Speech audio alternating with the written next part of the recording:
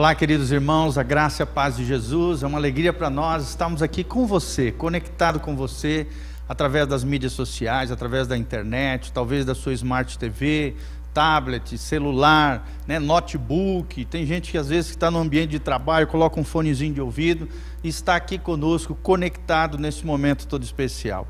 E eu tenho certeza que essa tarde, essa hora específica, estava agendado no coração de Deus, e eu tenho uma palavra de Deus para o seu coração.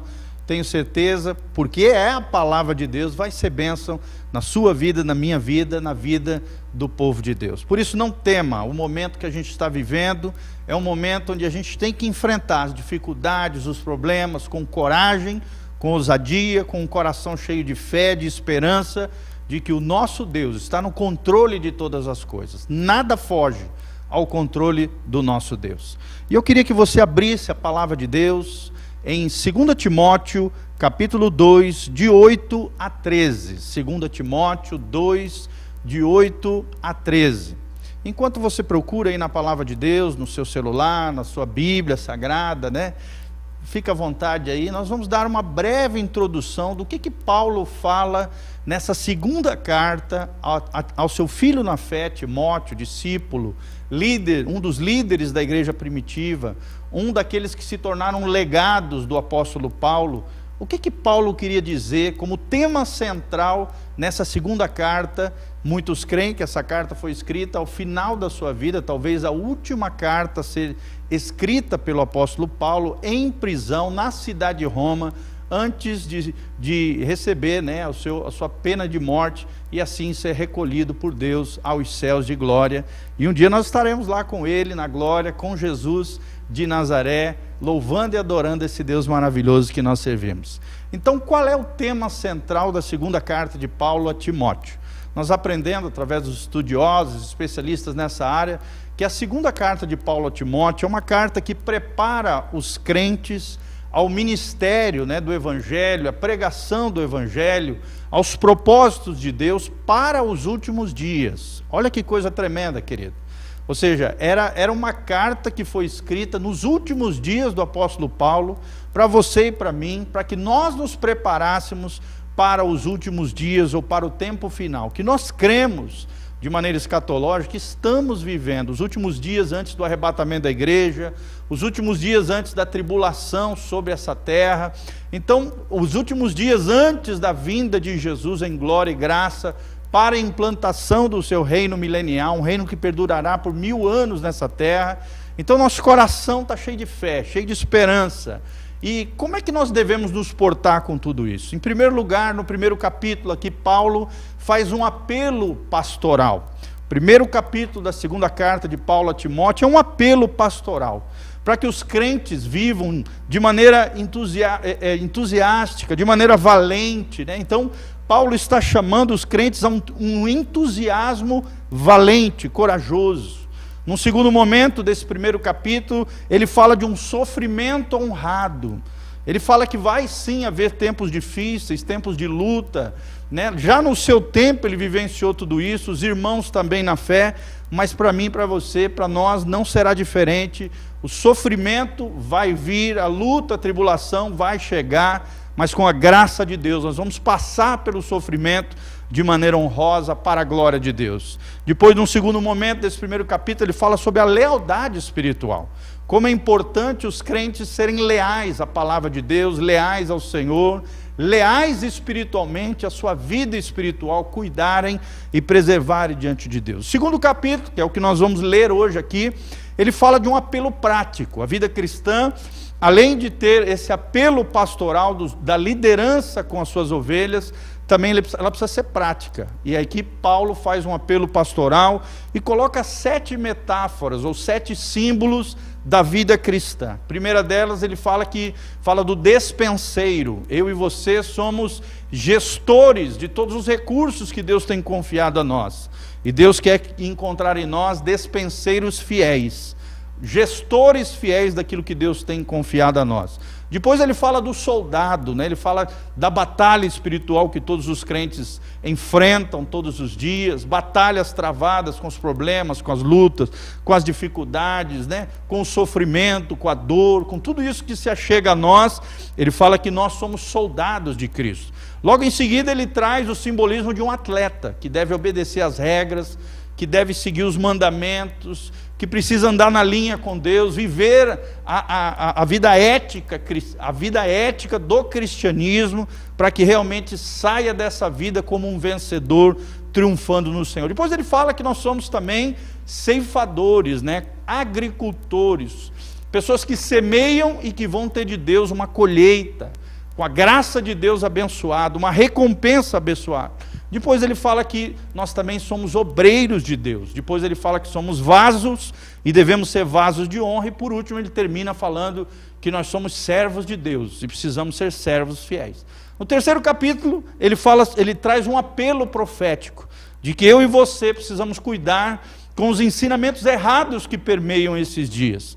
Nós temos que fugir dos falsos profetas, dos falsos ensinos, e hoje mais do que nunca nós vemos isso perambulando, né, em todo o tempo, através das mídias, redes sociais, escritos, livros, revistas, nem se fala televisão, então nem se fala.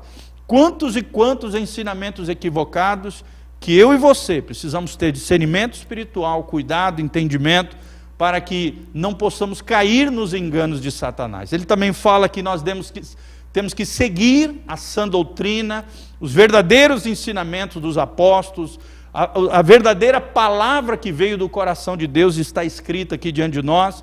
E por último, que nós devemos permanecer na palavra de Deus. No quarto capítulo, resumidamente, ele traz um apelo pessoal, né? Ele diz a Timóteo: Timóteo, pregue a palavra em todo tempo, em todo lugar. Depois ele diz a Timóteo: realize o seu ministério diante de Deus, com eficácia, com unção, com graça da parte de Deus. E ele termina dizendo: seja diligente, seja fiel, assim como o próprio apóstolo Paulo foi fiel e deixou esse exemplo maravilhoso para nós. Eu e você, pela graça de Deus e no poder do Espírito Santo, mesmo vivendo tempos difíceis, como esse que estamos vivendo, nós vamos ser fiéis a Deus, vamos ser diligentes na obra de Deus, e temos certeza que receberemos dele lá na glória, se formos fiéis, se formos diligentes na obra de Deus e no nosso coração em Deus, nós receberemos a coroa da vida, a coroa vitoriosa que Deus tem para nós, em nome de Jesus, segundo a palavra de Deus. Então vamos lá.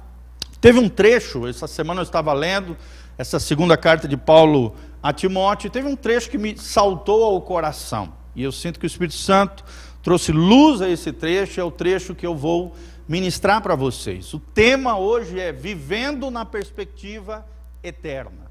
E a pergunta que surge com esse tema é: como é que eu e você podemos viver uma vida que vai agradar a Deus? Como é que nós podemos passar por tempos difíceis e sairmos deles triunfando, né? A última ministração que eu trouxe para vocês, a penúltima na verdade, nós ensinamos como triunfar na tribulação, né? Como passar pela tribulação e sair dela triunfando. E mais ou menos esse tema também nós vamos abordar hoje aqui, dentro dessa perspectiva eterna, vivendo uma vida na perspectiva eterna. Será, querido, que você está olhando e prestando atenção mais na mídia, mais naquilo que os jornais dizem, do que os comentaristas, às vezes, dos blogs, né, da televisão, fala, ou aquilo que Deus fala ao seu coração através do Espírito Santo? Como é que está o teu coração diante de Deus, em meio à tribulação?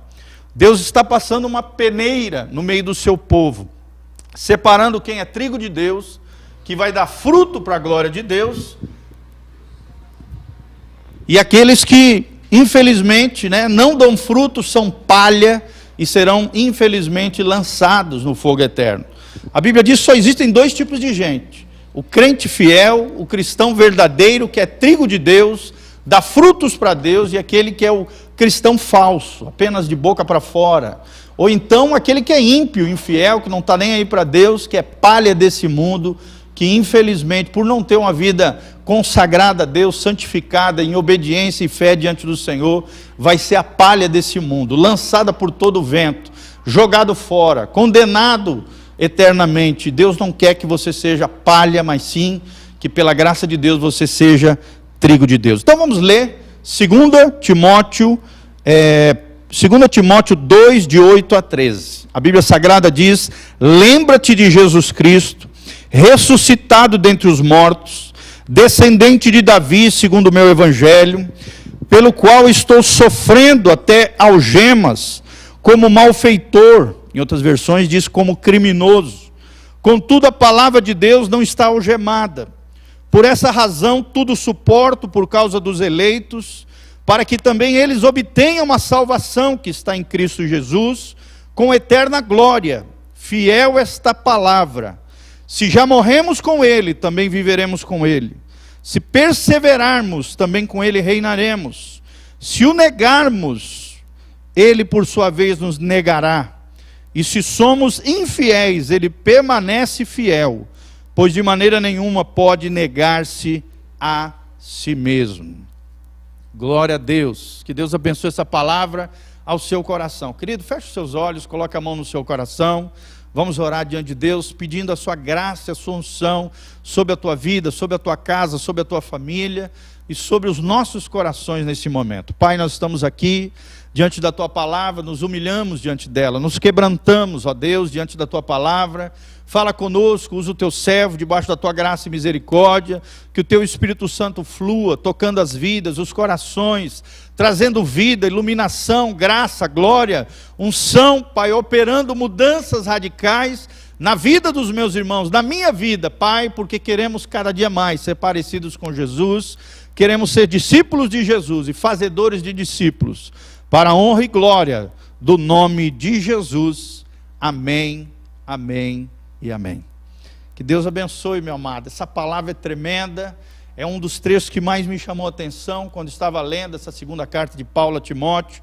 O primeiro destaque que nós queremos dar aqui através dessa palavra, Paulo começa dizendo no versículo 8, lembra-te de Jesus Cristo.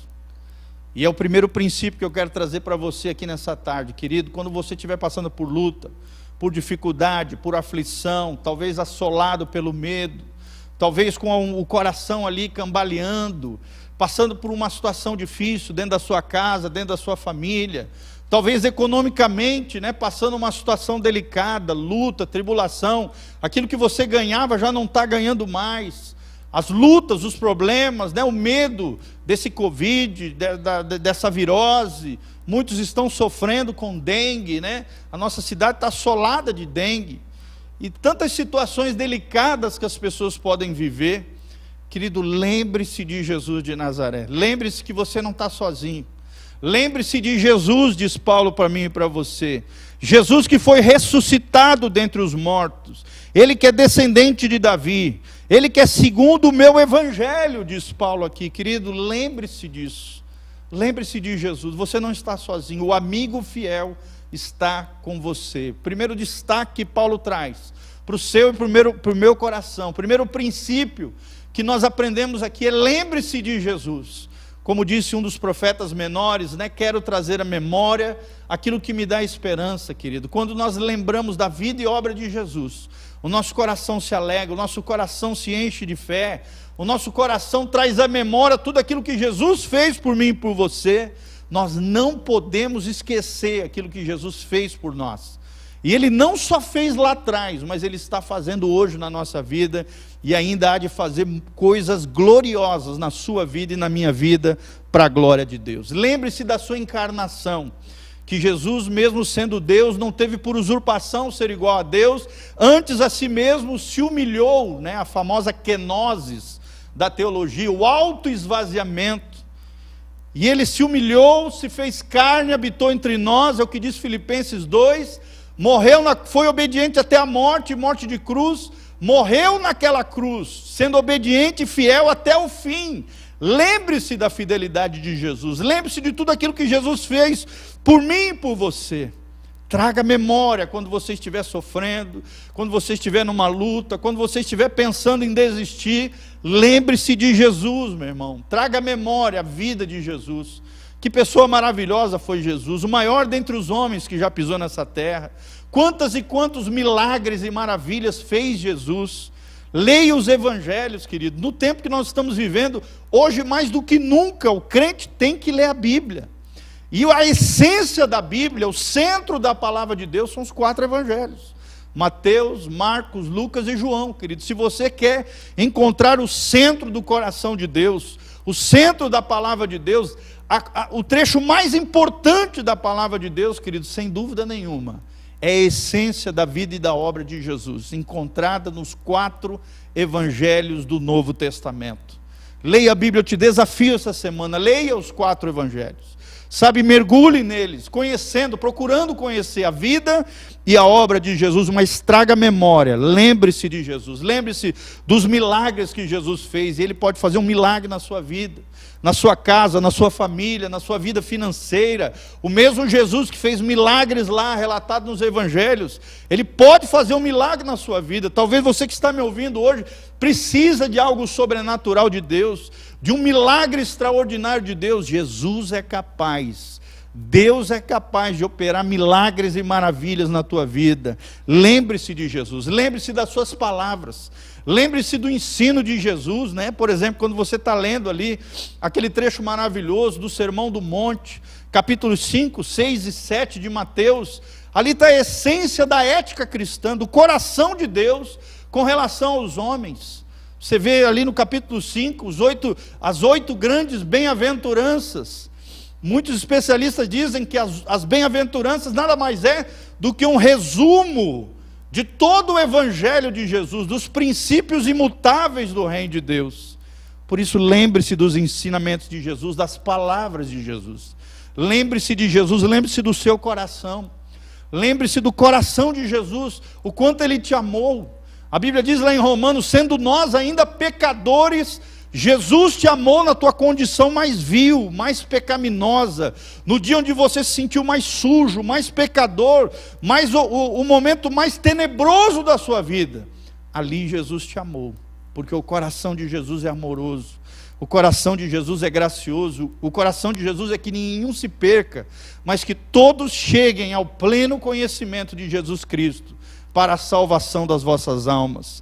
Lembre-se também do propósito que Jesus tem na sua vida, e nós colocamos isso na missão da Igreja Batista Betel: ser e fazer discípulos. Querido, você nasceu, não é como fruto do acaso, né? Tem gente que está buscando até hoje, às vezes até crentes, buscando até hoje qual é o propósito da sua vida.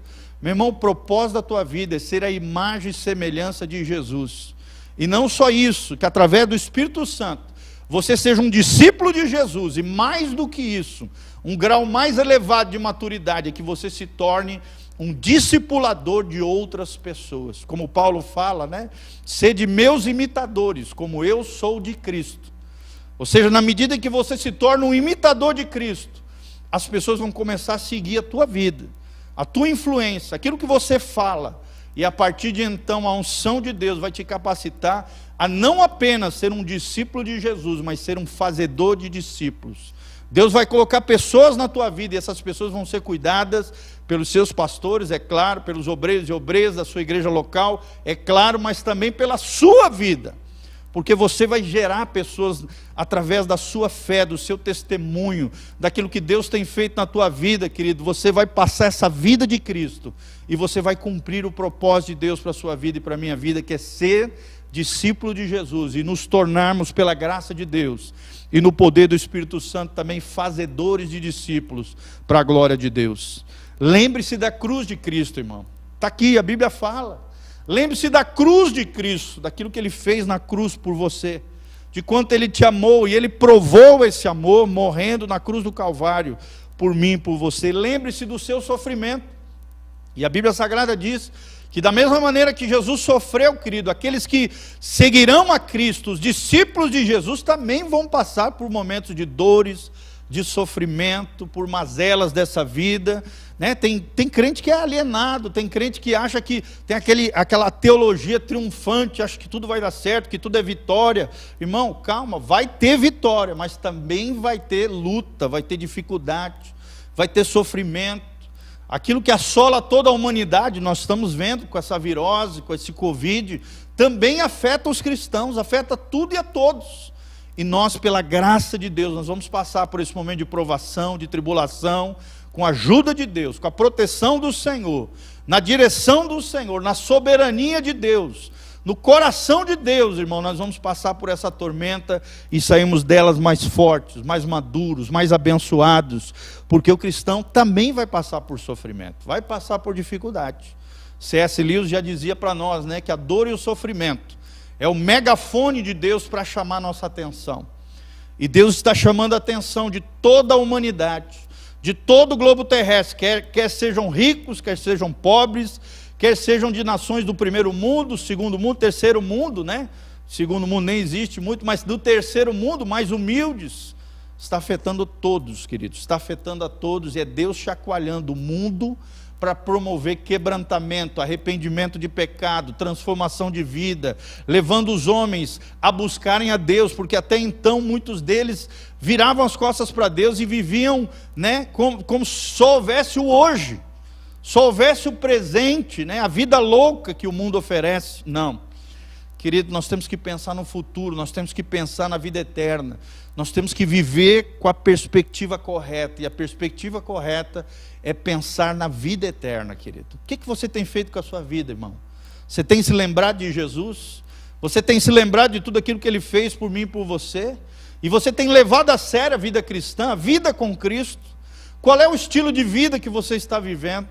Você está vivendo o estilo de vida de Jesus ou o estilo de vida do mundo?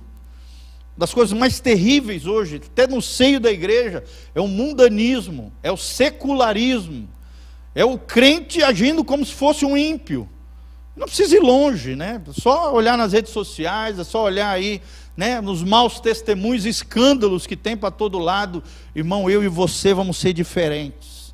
Como nós lemos aqui na introdução dos 4 primeiros capítulos aqui de 2 Timóteo, nós vamos ser servos fiéis, nós vamos ser crentes diligentes, nós vamos ser igual ao apóstolo Paulo, fiéis até o fim. Tem muito crente que começa, né, igual o pastor Rodrigo fala, ele decola como um avião, que é uma maravilha na vida cristã, mas ele esquece que no voo, mais importante do que decolar, é a maneira como a gente voa lá em cima, nos lugares altos que Deus tem para mim e para você, e mais importante que isso, querido, é a maneira como nós pousamos, terminamos a nossa vida cristã. Como é que você quer terminar a sua vida? Lembrando de Jesus, levando Jesus a sério, reconhecendo tudo aquilo que Jesus fez por você e vivendo uma vida séria com Ele? Ou você vai viver uma vida de oba-oba, né? Superficial, cheio de coisas fúteis? Não, nós temos aprendido nesses dias a dar valor àquilo que realmente tem valor. Valor à nossa família, valor aos nossos irmãos, valor à nossa igreja local, valor à comunhão, valor às nossas amizades, valorizar as nossas amizades, valorizar os relacionamentos, valorizar o estar junto, estar perto. Querido, lembre-se de Jesus, você não está sozinho. Jesus te ama, Jesus tem uma obra linda na sua vida, e eu estou aqui nessa tarde para falar, lembre-se de Jesus, do seu sofrimento, da sua cruz. A Bíblia Sagrada diz da sua ressurreição, e a ressurreição é uma coisa linda que houve com Jesus. Através da ressurreição nós temos a convicção de que Deus Pai aceitou o sacrifício do seu Filho por amor a nós, na cruz do Calvário. É o selo da aprovação do Pai, da obra vicária de Jesus por amor a nós. A ressurreição também é um símbolo da nova vida que eu e você podemos viver e devemos viver com Jesus. É uma nova vida, já não vivemos da maneira velha, fazendo os maus costumes, as coisas erradas que nós fazíamos lá atrás, não. É uma nova vida que Jesus tem para nós. Eu te pergunto, querido, você tem vivido a nova vida de Jesus? Ou você está preso ao seu passado, preso a culpas, né? Preso a situações mal resolvidas lá de trás? Não. Querido, esquecendo-me das coisas que para trás ficam, diz Paulo, prossigo para o alvo, para a suprema vocação, para o supremo chamado que Deus tem para mim e para você. No outro trecho da Bíblia Sagrada, a Bíblia diz, né, as coisas velhas já passaram, eis que tudo Deus faz novo para mim e para você. Ressurreição é isso, é a nova vida de Jesus, é o estilo de vida de Jesus, é uma nova oportunidade, uma nova chance que Deus tem para você, querido. Deus é o Deus da segunda chance. Deus é o Deus que levanta o caído, que cura o enfermo, que sara o ferido. Esse é o nosso Deus. E por último lugar, nesse trecho, ele fala que Jesus, né, além de ressuscitar dentre os mortos, ele é descendente de Davi. E aqui falando dessa descendência de Davi, sem dúvida nenhuma, Paulo está trazendo a esperança de um dia nós reinarmos com ele, porque logo abaixo ele fala de reinarmos com ele. Ou seja, Jesus é o descendente de Judá, descendente de Davi. Ele é o Rei dos Reis e o Senhor dos Senhores. Ele está sentado hoje à direita de Deus Pai, esperando cumprir todo o plano profético de Deus relatado na Bíblia Sagrada. Mas a Bíblia diz que um dia ele virá para arrebatar a sua noiva. A igreja do Senhor Jesus vai ser levada para os céus. Quando chegarmos lá no céu, nós vamos ter dois grandes eventos. Primeiro, o tribunal de Cristo, onde vamos ser julgados, não entre o céu e o inferno, mas dentro daquilo que nós fizemos, em nome de Jesus. Se fizemos para a glória de Deus ou para a glória do eu, para aparecer para os outros, para mostrar para os outros aquilo que não era. Tudo isso vai passar pelo fogo, querido, e se foi para a glória de Deus, se você viveu para a glória de Deus, se você foi fiel até o fim, se você viveu a vida no estilo de vida de Jesus, como um discípulo fiel, como um servo fiel, como um vaso de honra, como um soldado de Cristo, como um agricultor que semeou e colheu as recompensas celestiais, você pode ter certeza, como um mordomo fiel, Deus vai te dar recompensas maravilhosas lá nos céus, coroas de vida, coroa de glória, coroa de alegria, tantas e tantas coisas maravilhosas que Deus há de dar nesse dia glorioso, chamado Tribunal de Cristo, onde nossas obras serão provadas pelo fogo de Deus, pelo fogo do Senhor lá no céu.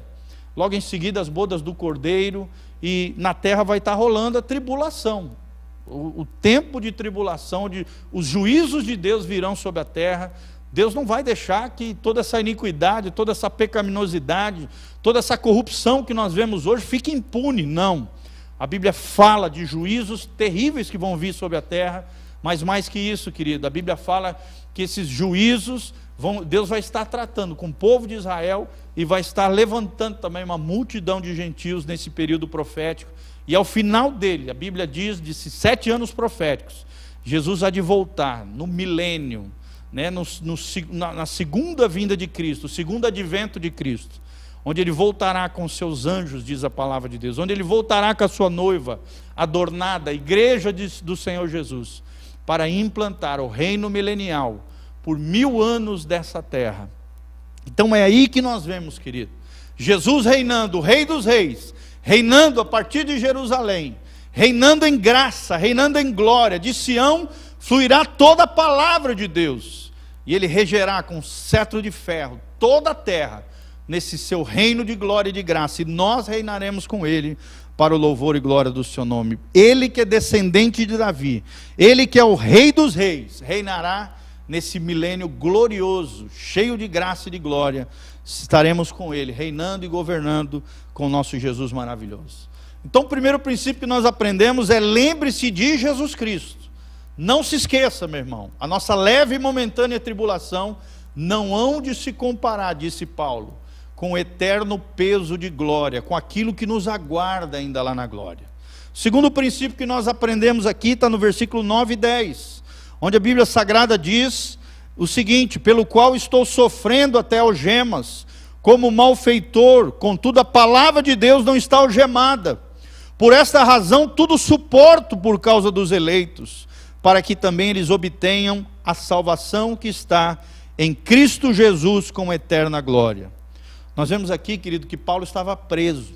Tenta imaginar você preso, né? Hoje nós vemos muitos crentes aí, só com essa Covid já fica tudo apavorado.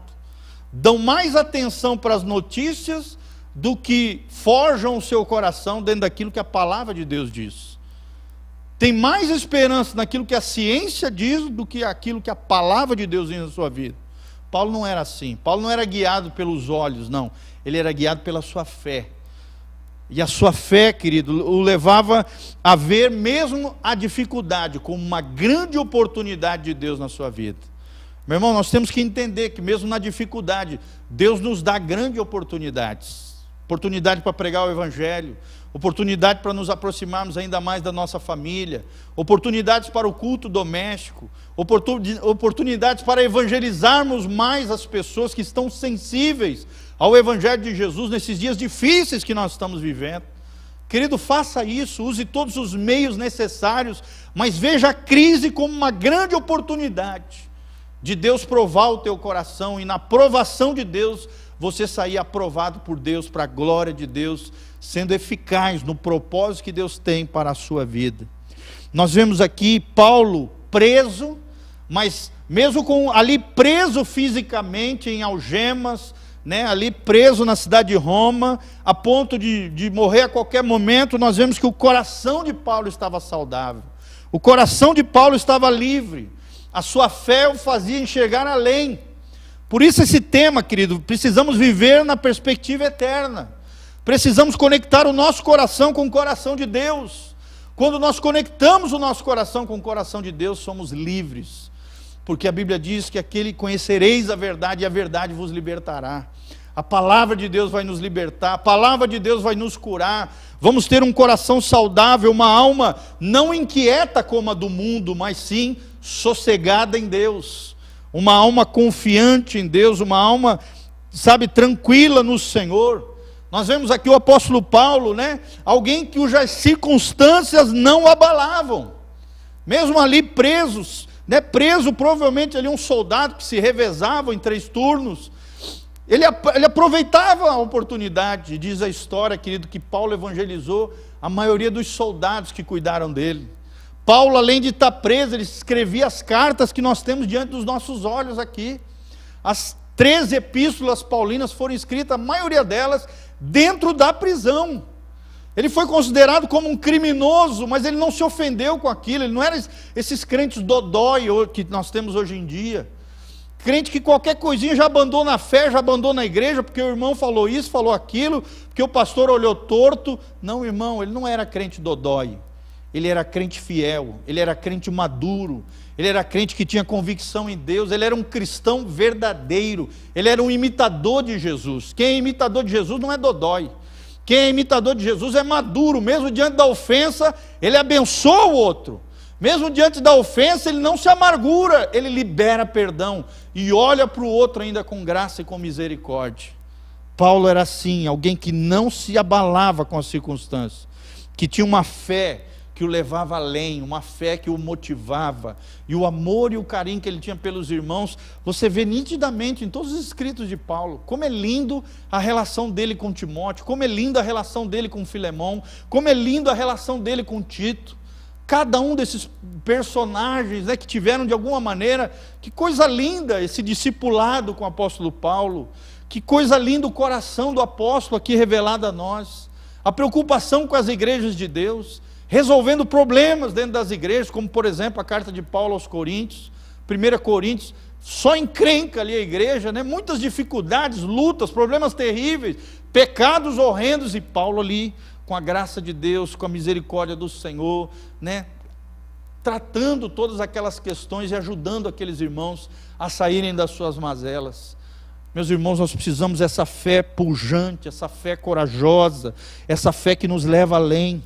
Nós vemos Paulo aqui suportando as dificuldades, porque ele vivia na perspectiva correta, ele vivia numa perspectiva eterna, e a sua missão, como a tua missão, a minha missão é ser e fazer discípulos de Jesus Cristo.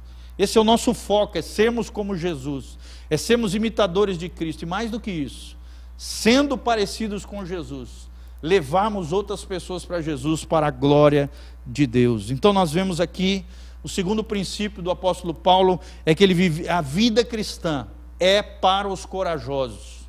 A vida cristã não é para covardes, não é para crente dodói, não é para cristãos superficiais, não. A vida cristã é para corajosos. Além do primeiro ponto, nós aprendemos que temos que lembrar de Jesus Cristo. Quando estivermos passando por luta, por dificuldade, por problemas, lembre-se de tudo aquilo que Jesus passou por mim e por você. Lembre-se de tudo aquilo que Jesus teve que fazer por amor a nós, e continue, persevere. O segundo princípio que aprendemos aqui é que a vida cristã não é para tímidos, não é para covardes, é para corajosos, em nome de Jesus. E eu quero declarar sobre a tua vida, em nome de Jesus, aquilo que diz aqui em 2 Timóteo 1,7, Deus não tem nos dado o espírito de covardia, mas Deus tem nos dado o espírito de poder, de amor e de modéstia ou de coragem aqui, de domínio próprio, de poder, de amor e de domínio próprio. Temperança, diz outras versões. Então é isso que Deus quer de nós, querido, uma fé corajosa. Em tempos difíceis, uma fé corajosa. Em tempos de luta, os soldados de Cristo são forjados. Em tempos de guerra, eu e você vamos batalhar pela fé, vamos batalhar pelo reino de Deus. E com a graça de Deus e a unção do Espírito Santo, nós vamos triunfar para a glória de Deus, venceremos todas essas dificuldades que estamos enfrentando. Crie esse coração diante de Deus. E o terceiro e último princípio que nós aprendemos, querido, está aqui no final do versículo 11, 12 e 13. A Bíblia Sagrada diz: fiel é esta palavra, se já morremos com Ele, também viveremos com Ele. Se perseverarmos, também com Ele reinaremos. Se somos infiéis, Ele permanece fiel, pois de maneira nenhuma pode negar-se a si mesmo. O terceiro princípio que nós aprendemos aqui, à luz da palavra de Deus, é confie no caráter e na palavra de Deus. Confie no caráter e na palavra de Deus. A Bíblia está dizendo que Deus é fiel, apesar de nós. Então, independente daquilo que fazemos ou não fazemos, Deus permanece o mesmo, Ele é imutável, o seu caráter, Ele não é volúvel, não, Ele permanece fiel, fiel às suas promessas, fiel à sua palavra, fiel a nós, se nós somos fiéis a Ele, querido. Se você honrar Deus nesses tempos difíceis que nós estamos vivendo, a Bíblia diz: Deus honrará você, Deus vai honrar a tua fé. Se você honrar Deus nesse momento, Deus não muda de acordo com as nossas ações, pensamentos ou comportamentos, Deus continua o mesmo. Nós podemos confiar na palavra de Deus. Paulo começa dizendo: fiel é esta palavra. A palavra de Deus é fiel. Fiel é aquilo que eu estou falando, diz Paulo aqui. Ou seja, confie na palavra de Deus. A Bíblia é a verdade de Deus. E ela é digna de confiança. Creia, leia a Bíblia mais do que nunca antes na história da tua vida. Aproveite o tempo que você tem, de enclausurado ali, ou distante do seu trabalho, ou ali com a sua família, querido. Entre no site da Betel, betelonline.com.br. Ouça novamente as ministrações, assista ali o estudo escatológico do pastor Valteri. São 68 ministrações preciosas para abençoar a tua vida e explicar detalhadamente tudo isso que nós falamos aqui rapidamente, sobre o arrebatamento da igreja, sobre a segunda vinda visível de Cristo, sobre a tribulação, sobre tudo isso que nós falamos, querido, detalhadamente. O nosso querido pastor Valteri, ele fez 68 ministrações sobre essa área da escatologia, e se eu fosse você, eu não perderia isso. Pelo contrário, querido, creia na palavra de Deus. A Bíblia é a verdade de Deus, fiel é esta palavra, diz Paulo. Se nós morrermos com Ele, a Bíblia diz, viveremos também com Ele. Quando eu penso aqui de morte, querido, aqui está falando, talvez até na probabilidade de morte física, que uma hora ou outra vai chegar para mim e para você, e daí? Paulo diz, o viver é Cristo e o morrer é lucro. É nessa perspectiva que nós temos que viver. Morte aqui também na Bíblia é um símbolo da mortificação da nossa carne. Morte para esse mundo corrompido. Morte para a nossa vontade, para que a vontade de Cristo reine no nosso coração, na nossa vida. Morte do nosso eu. Eu acho isso, a Bíblia diz isso, mas eu aquilo. Irmão, se você é discípulo de Jesus, não é o que você acha, é o que Deus acha. O que importa não é o que os outros acham, o que os amiguinhos estão dizendo, não, é o que Deus diz na sua palavra. O nosso eu tem que morrer, o nosso eu tem que ir para a cruz, a nossa vontade tem que ir para a cruz, a nossa carne tem que ir para a cruz. O mundo ímpio, corrompido, não pode mais fazer parte de nós. Então quando a Bíblia diz, se morrermos com Ele, está falando disso. Está falando tanto da probabilidade da morte física, que é um fato para todos os homens e mulheres, na sua existência humana, nesse tempo que é passageiro, como diz a Bíblia Sagrada, mas também está falando da mortificação, que todo crente tem que vivenciar todos os dias diante de Deus. Se morrermos com Ele, diz a palavra de Deus, nós viveremos com Ele. Que tipo de vida a Bíblia está dizendo aqui? É a vida abundante que Jesus prometeu para nós, lá em João 10,10, eu vim para que tenham vida e vida em abundância. Que vida é essa que Jesus oferece para nós? é uma vida no Espírito, conforme o capítulo inteiro de Romanos, capítulo 8, a vida no Espírito. A Bíblia diz ali, se somos guiados pelo Espírito de Deus, isso é porque nós somos filhos de Deus. Todo filho de Deus é guiado pelo Espírito Santo. Se vivemos com Ele, já não podemos viver na carne, mas sim no Espírito de Deus. Romanos 8 também fala, se não sabemos orar, não te preocupe, querido. O Espírito Santo ora por nós com gemidos inexprimíveis. Ou seja, nós temos um Consolador, o Espírito Santo, nos momentos difíceis que viemos a enfrentar. Nós temos um guia da nossa vida, que é o Espírito Santo. Nós temos um capacitador da nossa vida, que é o Espírito Santo. Se morrermos com Ele, viveremos com Ele, tanto aqui nessa vida terrena, como também a vida eterna lá no céu, no lugar maravilhoso que Deus tem preparado para nós, no lugar tremendo que Jesus foi lá para cima para preparar para nós, e derramou sobre nós o seu Espírito Consolador, para trazer à memória as suas palavras, e para nos capacitar a vivermos essa vida nessa terra. Logo em seguida Paulo fala, Paulo fala assim, se perseverarmos, também com Ele reinaremos. Querido, vida cristã é perseverança. Não importa aquilo que você está enfrentando, a tribulação, a luta, o problema, persevere na fé. Persevere na vida cristã. Continue. Às vezes a gente estuda os livros de história da igreja, a gente lê o que passaram os crentes aqui, principalmente no livro de Atos. Imagina essas tribulações que os cristãos da igreja primitiva passavam, se os cristãos dos dias de hoje enfrentassem. Meu irmão, ia ficar muita pouca gente no reino de Deus e na casa de Deus, porque infelizmente o crente moderno, o cristão dos dias de hoje, qualquer coisinha é motivo para abandonar a fé, qualquer coisinha é motivo para abandonar a vida cristã.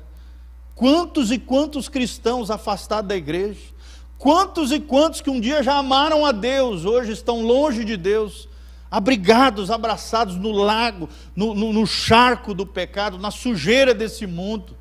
Querido, se arrependa. Se você está vivendo esse tipo de vida, volte para Jesus, volte para Deus, persevere na fé. Lembre-se do aviãozinho, mais importante do que decolar e voar é como você vai decolar no final da sua vida. Como é que você vai terminar a carreira da fé, a vida cristã? Lembre-se disso, persevere na fé. Porque se você perseverar na fé, a promessa de Deus é que nós reinaremos com Ele em graça e glória. A Bíblia fala de recompensas. A Bíblia fala que o crente fiel vai receber recompensa no céu e voltará em glória e graça com Cristo para a implantação desse reino milenial e governará juntamente com Cristo, reinará com glória nesses 1000 anos proféticos do milênio aguardado, que ainda vai acontecer no futuro. Então, a Bíblia também diz, se o negarmos, se nós negarmos a Ele, Ele também se negará a nós. Como é que eu posso negar a Deus? Ou seja, Deus está falando aqui na sua palavra, a nossa negação a Deus, as coisas de Deus, gerará condenação eterna. Como é que eu posso negar a Deus? É tendo vergonha de dizer que é crente, tem vergonha de dizer que é cristão. É o crente 007, se esconde, ninguém sabe que ele é cristão, ninguém sabe que ele é crente, tem vergonha do evangelho, tem vergonha da sua fé, ou então nega a Deus com rebeldia, com desobediência, com mundanismo na sua vida, com covardia. Quantos e quantos cristãos covardes hoje, quantos e quantos cristãos superficiais na sua fé, não tem raízes profundas em Deus, não conhece as coisas de Deus como deveria conhecer, são superficiais na sua fé. Ou então, quantos e quantos cristãos são hipócritas, tem vida dupla, uma coisa na igreja, no domingo é a coisa mais linda, é um santarrão, mas no seu dia a dia, meu irmão, é longe de Deus, está longe dos caminhos do Senhor, é um hipócrita. O hipócrita nega a fé, nega Cristo, o vergonhoso também, o rebelde também, o desobediente também, o mundano também, o covarde também, o superficial também. Isso é uma maneira de nós negarmos a Cristo. E se nós negarmos a Ele, diz a palavra de Deus, Ele também negará a nós. Ou seja, Ele vai também, a Bíblia diz, se nós tivermos vergonha de Jesus, a Bíblia diz que Deus infelizmente vai ter que nos condenar, porque você não foi fiel quanto ao seu testemunho, quanto à sua fé, quanto ao cristianismo. Lembre-se, querido, o caráter de Deus é fiel. A Bíblia diz, mesmo que nós não sejamos fiéis, Deus permanece fiel. O caráter de Deus é fiel. Apesar de nós, Deus é fiel. A nossa esperança, querido, é Cristo. E Cristo é a nossa rocha inabalável. Então lembre-se desses 3 princípios que nós aprendemos nesse lindo trecho de 2 Timóteo, capítulo 2, de 8 a 13. Em primeiro lugar, lembre-se de Jesus Cristo. Não se esqueça daquilo que Ele fez por você, por amor a você, por amor a nós. Segundo princípio, lembre-se, a vida cristã não vai ser moleza. A vida cristã é para corajosos. É o que nós aprendemos com o exemplo de Paulo aqui, que mesmo na cárcere, continuava os propósitos de Deus, o chamado de Deus, o evangelho, não estava preso, não estava encarcerado. Paulo fisicamente estava encarcerado, mas o evangelho não tinha impedimento. O evangelho continuava fluindo, as igrejas crescendo, os homens e mulheres de Deus que Paulo tinha levantado, continuavam trabalhando, não se acovardaram. A vida cristã é para os corajosos. E terceiro e último lugar, confie no caráter e na palavra de Deus. Deus tem promessas maravilhosas para a sua vida, para a sua casa, para a sua família. Deus tem promessas valiosas para mim e para você, querido. A palavra de Deus é fiel, o caráter de Deus é fiel. Deus é fiel, Ele é bondoso, Ele é amoroso, Ele é misericordioso, Ele é compassivo, Ele é longânimo.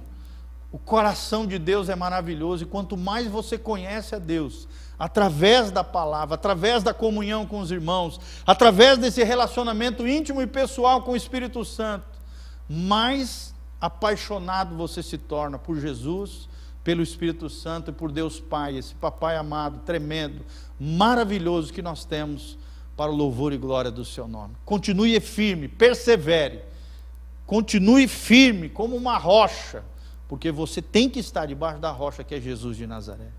Que a palavra de Deus habite ricamente no seu coração, e que nos dias difíceis que nós estamos vivendo, a sua fé cresça, floresça, seja pujante, uma fé corajosa, para o louvor e glória do nome do Senhor. Então feche os seus olhos agora comigo, em nome de Jesus. Te prepara para orar comigo diante do Senhor. Eu vou orar também pelos pedidos que chegaram para nós, através do chat aqui. O Ricardo trouxe para mim, o obreiro Ricardo. Também eu quero orar por você que está aí do outro lado da sua TV, do seu tablet, celular. Quero te agradecer por estar conosco nesse momento, nesse compartilhar, nessa reflexão à luz da palavra de Deus. Feche os seus olhos, coloque a mão no seu coração, vamos orar juntos em nome de Jesus. Estamos morrendo de saudade dos irmãos, temos certeza que Deus preparou coisas maravilhosas ainda para nós, como igreja, como povo de Deus. Crie no seu coração essa expectativa tremenda em Deus, e Deus há de superar as suas expectativas, porque Deus tem coisas maravilhosas, extraordinárias para mim e para você. Pai, nós estamos aqui no nome de Jesus, queremos colocar em primeiro lugar a vida da Maria de Fátima, Pai, ó Deus, que aceitou Jesus, né? Seu pai ali que aceitou Jesus, saiu do hospital, está se recuperando, pede oração pelo seu pai, Manuel, que o Senhor continue abençoando e conduzindo essa vida, Pai. Os irmãos que estão lá em Guatemi, no Mato Grosso do Sul, em Eduardo Magalhães, ó Deus, lá na Bahia, os nossos amados irmãos de Cianorte, ó Deus, irmãos de Moreira Salles que estão nos ouvindo, que a Tua graça venha sobre eles, em nome de Jesus. Nós também colocamos a vida da Maria, Pai, ela que pede oração pela cura do Josué, que tem câncer no estômago. Nós colocamos a vida do Josué diante do Senhor. Também o Marcos, ó Deus, que pede oração pela sua esposa e aguarda a resposta da perícia lá do INSS para receber aquilo que é devido, Pai, ó Deus, a sua aposentadoria. Ó Deus, em nome de Jesus, derrama a Tua graça, a Tua glória sobre eles, libera essa causa na justiça, Pai, libera essa situação. Ó Deus, promove cura na vida do Josué, desse câncer, Pai, vai tirando todo o mal, em nome de Jesus, seja curado, livre, liberto, restaurado pelo poder de Deus. Também colocamos o Marcos Marcos Lima, Pai, que pede oração pelo seu filho, para que ele consiga um emprego. A Ana Rosa, Pai, que pede oração por um problema capilar que ela está enfrentando. A Maria Geralda, Pai, que pede oração pela sua mãe Conceição, sua irmã Cleusa e seu marido, Pai, o Cláudio. Nós colocamos a Josiane Fuentes, ó Deus, que pede oração para a Diva Guimarães, para que ela consiga vender seu apartamento. A Horaci, ó Deus, que pede oração contra o Covid-19 no Brasil. Ó Deus, sejam descobertas vacinas, descobertos medicamentos, sejam eficazes contra essa praga, essa pandemia, em nome de Jesus. Também colocamos a Maria Geralda, que pede oração, ó Deus, para que Deus possa preparar um comprador da sua propriedade lá na Bahia. Colocamos a Maria Macieiro, que pede oração pela sua mãe e seu irmão. A Rosa, Pai, que pede oração pela sua família. A Cleusa Farias, Pai, que enfrenta um câncer e fraturou a coluna recentemente. Restaura todas as coisas, cura ela, Pai, plenamente em nome de Jesus. E a Ana Maria, que pede oração para que se abra portas de emprego para o Bruno. A Piedade Janeiro, Pai, que pede oração pelo Robson, que está com câncer no fígado e nos pâncreas. Ó Pai, a Ana Maria, que pede oração para o França encontrar, para que lá na França ela encontre um fígado compatível para o transplante. Pai, nós colocamos todas essas vidas diante do Senhor, todas essas situações, o Senhor conhece cada uma delas. Em nome de Jesus, vai derramando a tua glória, a tua graça, o teu poder, ó Deus, vai operando milagres, maravilhas, sinais, ó Deus, aconteçam à luz da tua palavra. O Deus que é fiel, o Deus que é fiel à tua palavra, Pai, as promessas de Deus estão disponíveis para nós, e do Senhor nós temos o sim e o amém, Pai, com relação a todas essas palavras reveladas na tua palavra. Pai, liberta os cativos, cura os enfermos, sara os feridos, envia um anjo, Pai, em cada uma dessas situações, operando milagres, maravilhas, sinais, ó Deus, portas abertas, emprego, milagres financeiros, ó Deus, com todos aqueles que estão sofrendo em toda essa situação da quarentena. Ó Deus, dá estratégias, dá sabedoria, abre as portas, abre as janelas dos céus, derrama chuva de bênção sobre os teus filhos, sabedoria, discernimento dos dias difíceis que estamos vivendo, como nunca antes. A luz da tua palavra nos ilumina, Pai, nos dá uma mente esclarecida, nos dá uma fé pujante, uma fé corajosa, Deus, nos dá, ó Deus, um coração conectado com o teu coração. Ó Deus, aviva o teu povo, aviva a tua obra, em nome de Jesus, e abençoa, Pai, cada membro, cada frequentador, cada irmão nosso, cada um daqueles que ainda não te conhece.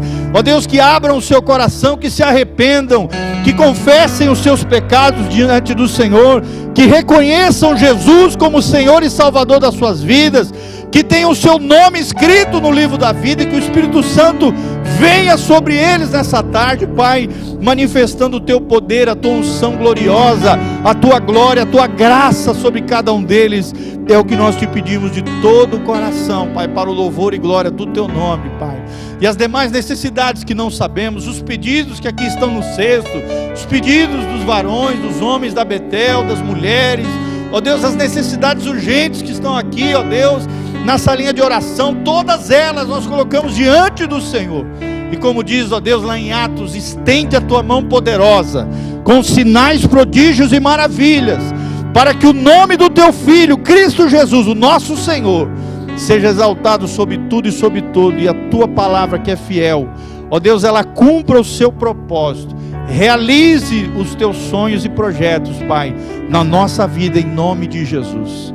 É o que nós recebemos pela fé, tomamos posse do milagre, da bênção, da maravilha, da glória do Senhor, sobre as nossas vidas, sobre as nossas casas, sobre as nossas famílias. Que peste nenhuma chegue até nós, que praga nenhuma, ó Deus, venha contra nós, que demônio nenhum assole os nossos lares, as nossas vidas. Pelo contrário, sejam todos eles destruídos, amarrados, amordaçados, imobilizados completamente pelo poder de Deus. Porque nós fazemos do Senhor o nosso Deus, o nosso rochedo, o nosso refúgio, o nosso castelo forte. É o Senhor Deus Todo-Poderoso, a rocha inabalável, a nossa esperança é Jesus de Nazaré. É o que nós te pedimos de todo o coração, Pai, para o louvor e glória do teu nome, em o nome de Jesus. Amém e amém.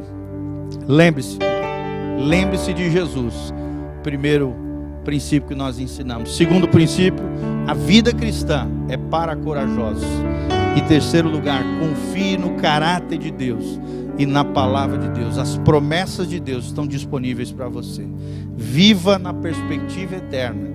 Viva como o apóstolo Paulo, sendo um imitador de Cristo, com o coração conectado com o céu, cheio do Espírito Santo, aguardando a vinda de Jesus, porque Jesus está voltando, querido. Põe em ordem a tua casa, põe em ordem a tua vida, corrija o que estiver errado na tua vida, te santifique, te consagre. Hoje mais do que nunca são dias de consagração, são dias de purificação, onde Deus vai revelar aqueles que são seus e aqueles que são palhas desse mundo, aqueles que são trigo de Deus. Deus está passando a sua peneira, Deus está passando a sua tríbulo. Tribulação significa peneira. A peneira de Deus está passando para revelar quem é trigo de Deus e quem é palha desse mundo. Tomara que Deus encontre em você, na sua casa, na sua família, trigos de Deus, para a glória de Deus, em nome de Jesus. Que Deus vos abençoe, que a graça e a paz de Jesus venha sobre você, em nome de Jesus. Não esqueça, entra no site betelonline.com.br e continue conosco em todas as programações da Igreja Batista Betel. Se você quiser ofertar na nossa vida, entra no site betelonline.com.br ou passa aqui na tesouraria e abençoe, semeie, seja generoso. Em tempos difíceis, nosso coração é provado, a nossa generosidade é provada, e Deus vai ser exaltado e glorificado através da sua vida, da minha vida, através da ajuda com os necessitados.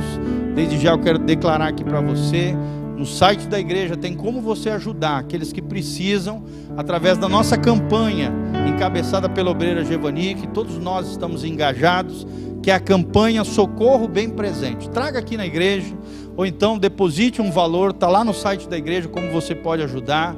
Vem ajudar, nos ajude a ajudar outras pessoas que estão sofrendo, que estão passando por dificuldade.